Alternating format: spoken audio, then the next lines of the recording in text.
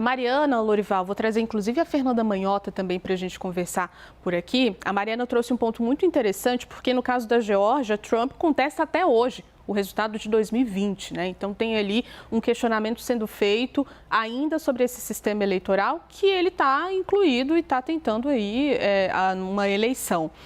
Existe uma sombra, a gente pode dizer que existe uma sombra de 2020 sobre essa eleição? Isso faz com que ela seja mais tensa?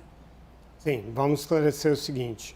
Houve mais de 70 contestações na justiça entre 2020 e 2021. O Trump perdeu todas as contestações.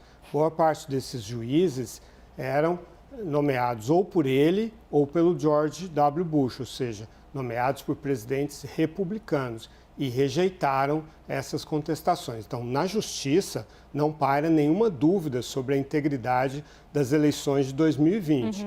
O que existe hoje na Geórgia é um processo no qual o Trump é réu, processo criminal, exatamente por ter tentado fraudar a eleição, pressionar o secretário de Estado da Geórgia, que era um governo republicano e que se recusou a arranjar 11.700 e poucos votos para ele vencer a eleição. Então, ele será julgado por isso.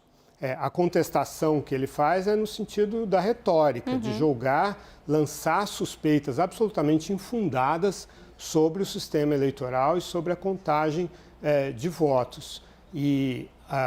Aliás, para contra ele também um processo federal por causa da invasão do Capitólio. Então, ele preparou o ambiente informacional para contestar uma eventual derrota. Há poucos dias, no fim de semana, ele declarou que não deveria ter saído da Casa Branca em 2020, depois da derrota de 2020. Todas as vezes que perguntam para ele se ele aceitaria uma derrota, ele responde, desde que o processo seja justo e claro.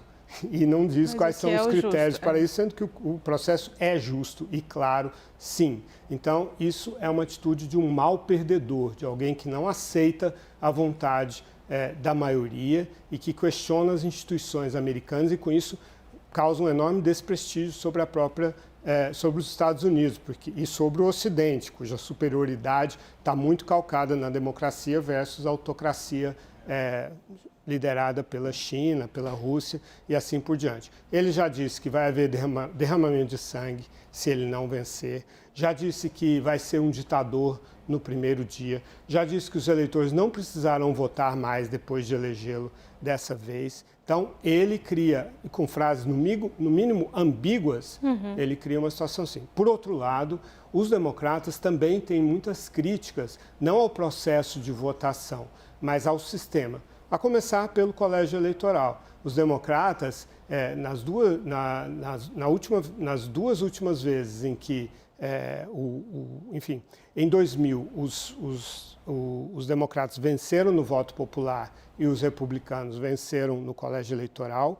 Em 2016, de novo, os democratas venceram no voto popular e os republicanos se elegeram pelo colégio eleitoral. Então, eles refutam esse sistema, acham que devia ser um voto popular e também dizem que nos estados dominados pelos republicanos eles criam empecilhos para o voto, sobretudo dos democratas, dos negros, dos latinos e assim por diante. Então, existe sim queixas de ambos os lados, mas são queixas de níveis completamente distintos.